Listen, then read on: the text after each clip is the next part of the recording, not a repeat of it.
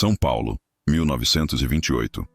A cidade ainda cheirava a terra úmida e fumaça de bondes elétricos, e a Avenida Paulista era pouco mais que um caminho de cascalho, ladeado por mansões emergentes dos barões do café. Beatriz Albuquerque, uma mulher de 26 anos com cabelos pretos presos em coque severo e olhos castanhos que pareciam perfurar almas, desceu do trem na Estação da Luz com uma mala de couro gasto e um revólver calibre 38 escondido na bainha da saia. Herdeira única do coronel João Albuquerque, ela viera do interior de São Paulo para salvar o que restava da fortuna familiar. O pai morrera 3 meses antes, vítima de febre amarela contraída numa inspeção às fazendas, deixando dívidas astronômicas, 200 contos de réis em empréstimos não pagos ao Banco do Comércio. Esse valor compraria metade das chácaras da capital, e os credores já circulavam como abutres. Beatriz crescera nas fazendas de Campinas e Ribeirão Preto, aprendendo a montar a cavalo antes de ler. O pai, viúvo desde o nascimento dela, ensinara-lhe contas, colheitas e tiro ao alvo com latas velhas. Mulher não herda só terra, herda responsabilidade, dizia ele. Mas a lei da época via mulheres como incapazes, e os tios distantes já conspiravam para leiloar tudo. Beatriz trouxera um caderno encadernado em couro, cheio de anotações. Projeções de safra, custos de máquinas importadas, nomes de compradores em Santos. Seu plano era simples e ousado: refinanciar as dívidas, modernizar as plantações e pagar em 5 anos. Chegou ao banco numa manhã chuvosa, vestida de preto rigoroso, o luto ainda fresco. O gerente, Dr. Armando Silva, 40 anos, viúvo há 5 e com uma reputação de implacável, recebeu-a em uma sala de mogno escuro, com retratos de presidentes na parede. Alto, magro, bigode fino e óculos de aro dourado, ele folheou os papéis dela com desdém. Senhorita Albuquerque, suas fazendas valem menos que as dívidas hoje. O mercado do café cai desde a Guerra Europeia. Sugiro leilão imediato. Uma mulher sozinha não administra isso. Beatriz sentou-se ereta, abriu o caderno na página marcada. Tenho cálculos aqui. Planto café robusta, resistente a pragas. Importo sementes da África. Instalo trilhos Decauville para transporte rápido. Dobro a produção em 2 anos. Refinancie em parcelas de 20 contos anuais, com juros de 8%. Armando riu. Um som seco como papel rasgado. Mulher não entende de café, entende de bordado. Volte para o interior. O ar da sala ficou pesado. Beatriz respirou fundo, abriu a bolsa devagar e colocou o revólver sobre a mesa, o cano apontando para os papéis. Entendo de sobrevivência, doutor. Assine o refinanciamento ou explico ao conselho diretivo que o senhor falsifica balanços para enriquecer com comissões ocultas. Tenho provas de 3 empréstimos fantasmas. O silêncio durou 10 segundos eternos. Armando empalideceu, os óculos escorregando na ponta do nariz. Ele sabia dos rumores, mas não que alguém os provara. Com mão trêmula, pegou a pena e assinou o contrato novo. 5 anos, nem um dia a mais. Beatriz guardou o revólver, sorriu pela primeira vez. Obrigada, o café agradece. Nos meses seguintes, Beatriz mergulhou no trabalho como uma força da natureza. Voltou às fazendas, demitiu administradores corruptos, contratou engenheiros alemães fugidos da hiperinflação europeia, instalou trilhos estreitos que cortavam os cafezais como veias de aço, máquinas de beneficiamento a vapor que triplicavam a velocidade. Os colonos, inicialmente desconfiados de uma sinhazinha armada, viram as colheitas explodirem. Em 1929, a primeira safra robusta rendeu 50% a mais. Beatriz viajava de trem semanalmente para São Paulo, negociando com exportadores em Santos. Armando recebia os pagamentos em dia, mas o ódio crescia. Ele espalhava boatos nos clubes masculinos. A herdeira é louca, mata galinhas com revólver para testar mira. Ninguém compra dela. As vendas caíram 30%. Beatriz contra-atacou com inteligência.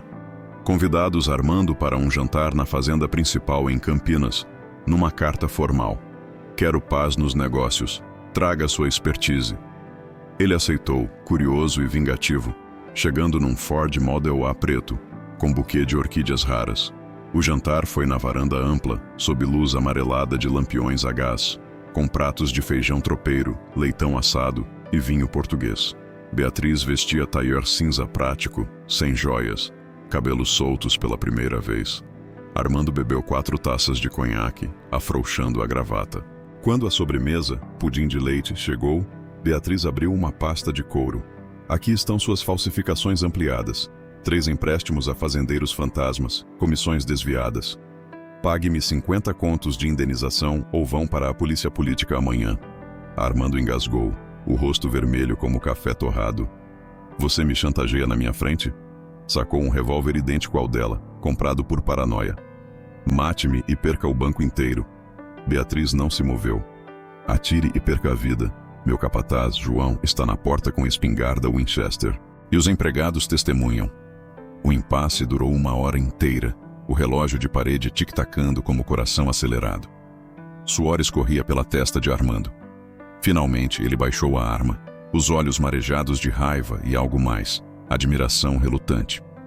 Case comigo, dividimos lucros 50-50. Sua fama de louca some, vira respeitável. Beatriz riu, um som genuíno que ecoou pela varanda.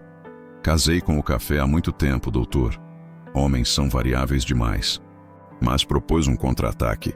Sociedade formal, 50% dos lucros futuros para ele, silêncio eterno sobre as falsificações e ajuda para expandir vendas. Armando, encurralado, assinou o contrato ali mesmo, na mesa de jantar, com testemunhas dos empregados, o cozinheiro e o capataz como fiadores. O buquê de orquídeas serviu de peso para os papéis. Em outubro de 1929, a Bolsa de Nova York quebrou e o pânico global derrubou o preço do café brasileiro pela metade. Armando, em pânico, quis vender tudo. Estamos arruinados. Beatriz recusou terminantemente. Louco é quem vende na baixa. Planto algodão agora, diversifico. Ele a chamou de visionária imprudente.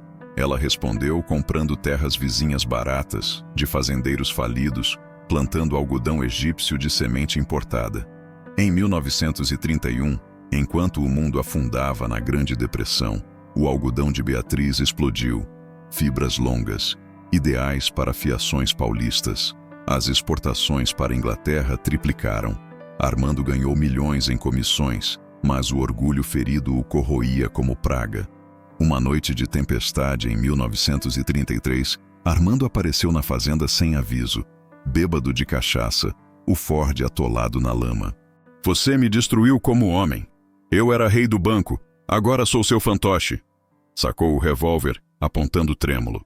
Beatriz, trabalhando até tarde no escritório iluminado por lamparina, prevendo a visita, escondera o dela na gaveta aberta. Atire e perca sua parte na sociedade. O contrato tem cláusula de morte. Ele hesitou, a chuva batendo no telhado como tiros. Ela abriu a gaveta devagar, mostrou o revólver vazio. Confiei em você para crescer juntos. Baixe isso. Armando desabou na cadeira, chorando pela primeira vez na vida adulta. Case comigo de verdade, Beatriz. Eu te amo, sua danada. Ela negou com gentileza firme. Amo a terra, a liberdade. Você é sócio excelente, não marido. Em 1935, Armando morreu de cirrose hepática, agravada pelo álcool e remorsos. No testamento, surpresa para a família dele em Portugal, deixou toda a sua parte na sociedade para Beatriz. Ações do banco, terras urbanas na Paulista. Ela me ensinou o que é ser forte, escreveu. Beatriz pagou as últimas dívidas, reformou a mansão da Avenida Paulista, com jardins suspensos, abriu uma escola gratuita para filhos de colonos, meninos e meninas, ensinando contas e leitura. Em 1940, aos 38 anos, casou-se por amor com Hans Müller, um engenheiro alemão que modernizara as máquinas. Tiveram 2 filhos, uma menina chamada Vitória e um menino chamado Coragem. As fazendas prosperaram durante a Segunda Guerra, fornecendo algodão para uniformes aliados. Beatriz viajava para o Rio negociando com Getúlio Vargas pessoalmente, sempre com o caderno atualizado.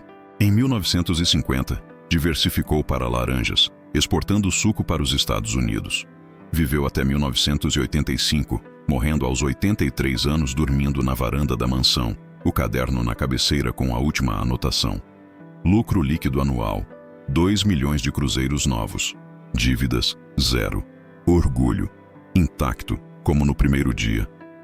As fazendas ainda existem, agora orgânicas e sustentáveis, geridas pela neta que carrega o revólver como relíquia.